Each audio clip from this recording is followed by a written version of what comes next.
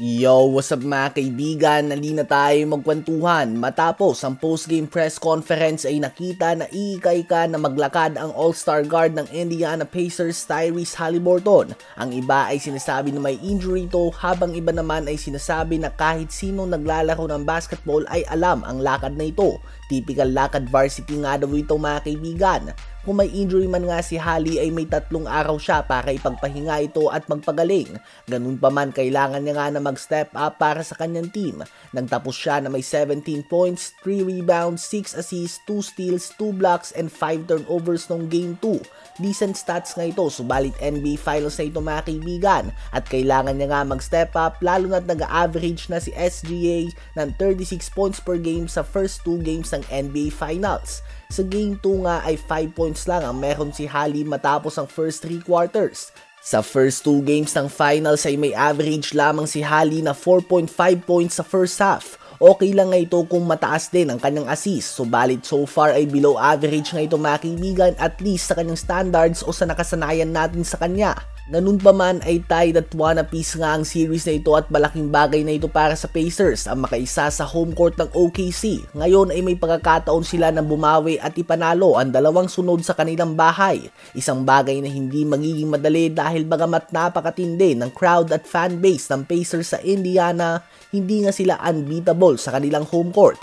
Natalo sila dito laban sa New York Knicks, natambakan din sila dito ng Cleveland Cavaliers, at muntik pa sila matalo ng Milwaukee Bucks noong Game 5 sa same arena. So very exciting nga kung ano ba ang mga gagawing adjustment ng 2 koponan na ito patungo sa susunod na laro.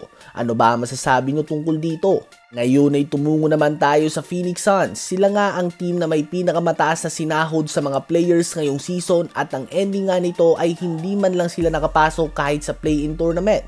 Sinisanti din nila ang kanilang head coach Mike Budenholzer na nasa unang taon pa lamang ng 5-year contract nito. Ibig sabihin ay babayaran pa nga nila ang remaining 4 years nito tulad lang ng ginagawa nila kay Frank Vogel for the next 3 years matapos silang palayasin din ito sa unang taon ng kanyang kontrata.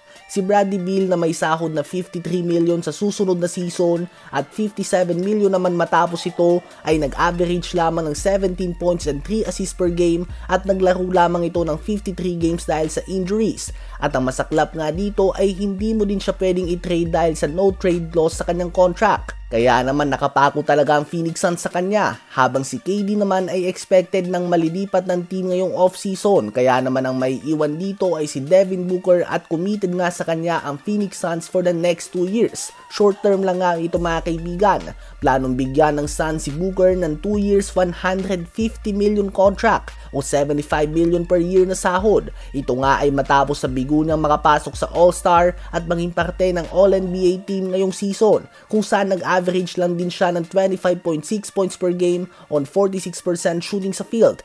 Ang worst season niya in terms of scoring sa last 7 years. Sa palagay nyo ba ay deserve ni Devin Booker ng ganito kataas sa sahod?